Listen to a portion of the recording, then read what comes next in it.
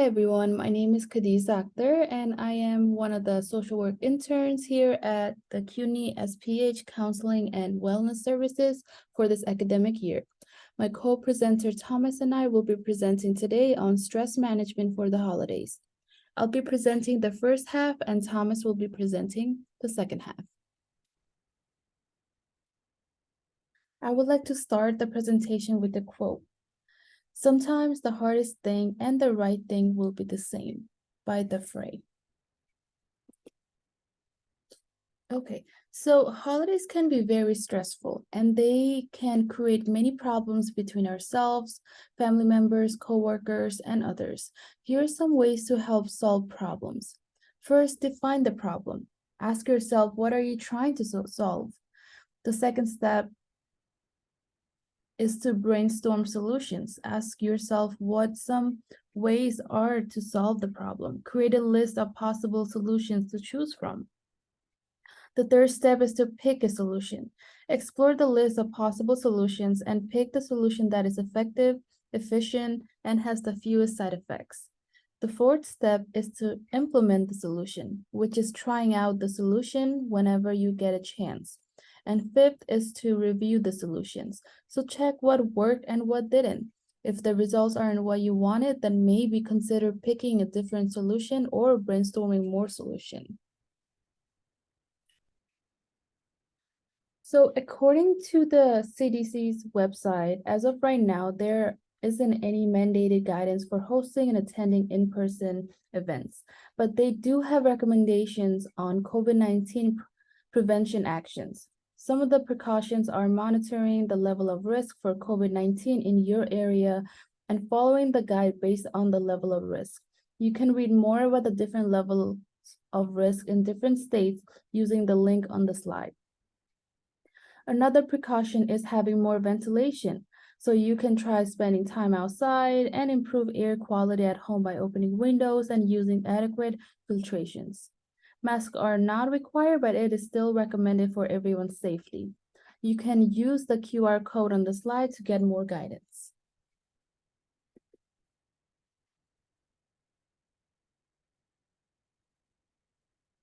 Traditions can become little wrapped up presents of the past, connecting you to the people or memories you love most.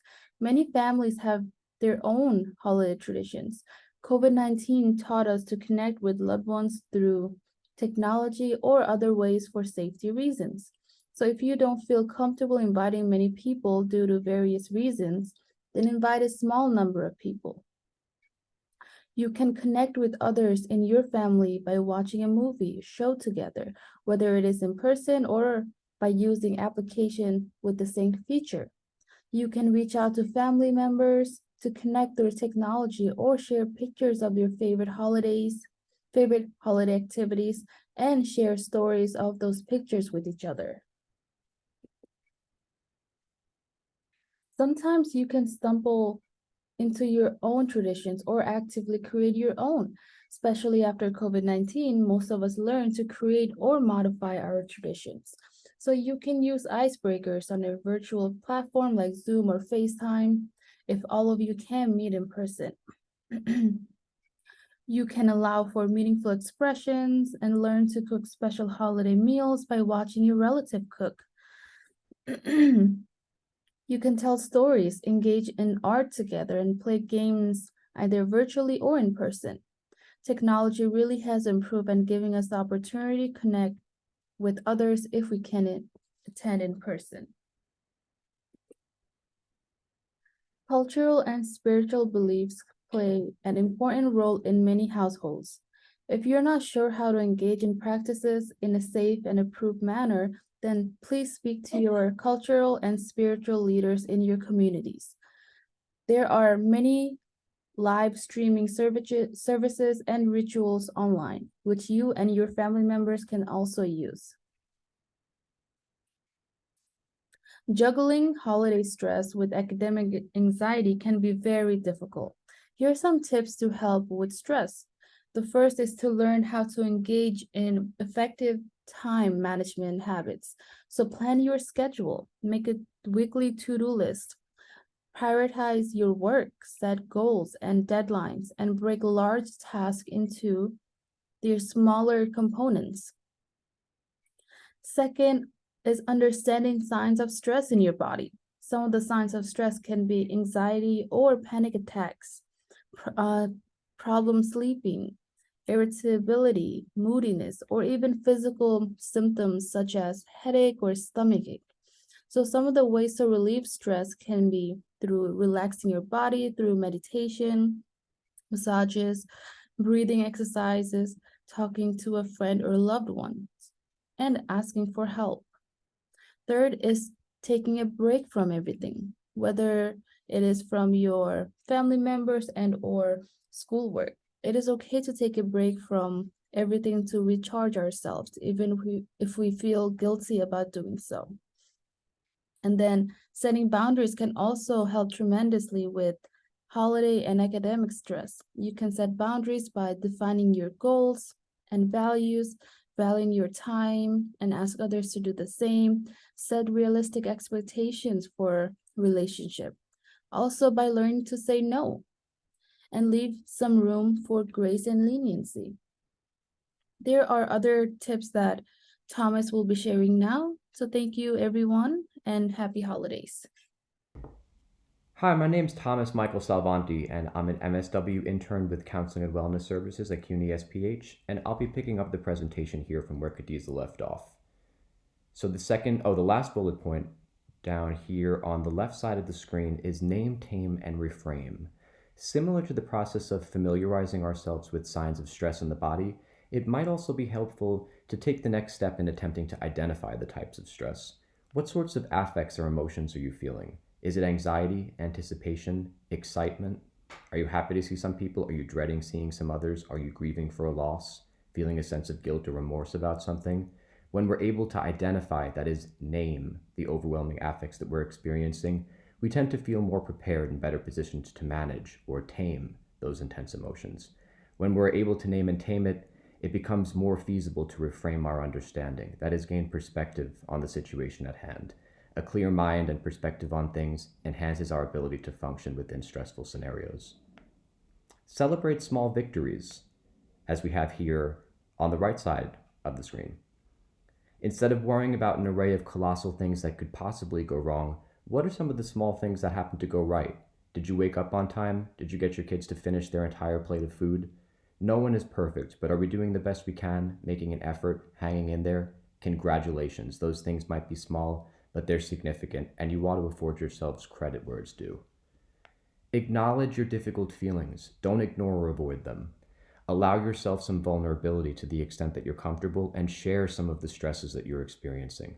You're likely to realize that you're not alone, and constructive transparency gives people a chance to relate to and identify with each other on a deeper level. When we repress our intense emotions, they tend to erupt anyway.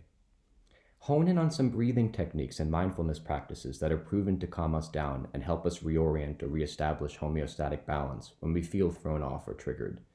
To learn more about some of these tools or techniques, please use the QR code on the bottom right corner of the screen. Lastly, if you need help, ask for it. If there's someone around who you can trust, reach out to them for some guidance or assistance. If there's no one around whom you feel comfortable confiding in, reach out to a confidential hotline or a crisis text service to gain the connection, attention, or assistance that you might need in the moment. And we have those resources that we will share with you at the end of this PowerPoint presentation. Of course, we're still in the pandemic, and there are many people who still need to be precautious and practice social distance guidelines, so virtual gatherings are still a thing. And yes, they are just as stressful, if not more stressful, than in person gatherings, so it's important to acknowledge that. Here are just a few tips on how to prepare ourselves for virtual holiday events. Many members of your family might not be too tech savvy and unsure how to work the platform of Zoom or other video conference platforms, how to join meetings, how to mute or unmute, etc. So, if you can, set some time aside to assist some of these family members in their ability to use technology or video conference platforms so that they can fully participate in the experience when it comes time for the actual event to occur. Have a backup plan in the event that the Wi-Fi doesn't work properly. Set up the hotspot on your mobile device so that you can reconnect to the internet in the event that you happen to be booted off. Remember boundaries. Maintain a healthy set of parameters both in person and online. Don't be afraid to turn down requests that seem unreasonable or cumbersome. Zoom meetings, however large or small they can become, tend to create chaos. Everyone gets really excited and they attempt to talk at the same time or talk over each other, and sometimes it becomes very difficult to hear or understand anyone. That can make for a very stressful experience. If you anticipate this being an issue, it might help to designate someone as an MC or a moderator, perhaps with the privilege to mute others or to be able to maintain some semblance of order or audibility. Consider creating breakout rooms to enable people to have one on ones or take a break or a breather from the main room. Establish time limits that work for you. There's no need to burn yourself out by staying on for longer than you feel is necessary. If you happen to be the host, then you need to cut out early, but other participants would like to continue talking, try making somebody else the host so that you can safely exit without cutting others off from continuing their conversations. Human beings have a natural proclivity to please others, but you want to be careful not to harm yourself in the process. People People pleasing at our own expense can cause us to betray ourselves or put our own needs on the back burner. It can lower our self-esteem or make us feel unworthy or inadequate. It can enable us to engage in maladaptive coping mechanisms or self-medication that might tie us over in the short term, but ultimately creates longer problems in the long run. It fosters deep-seated feelings of distrust and resentment toward others. And lastly, it depletes our capacity to self-regulate and manage some of our own emotions. In our relationships, um, too much people-pleasing can create tension between ourselves and others.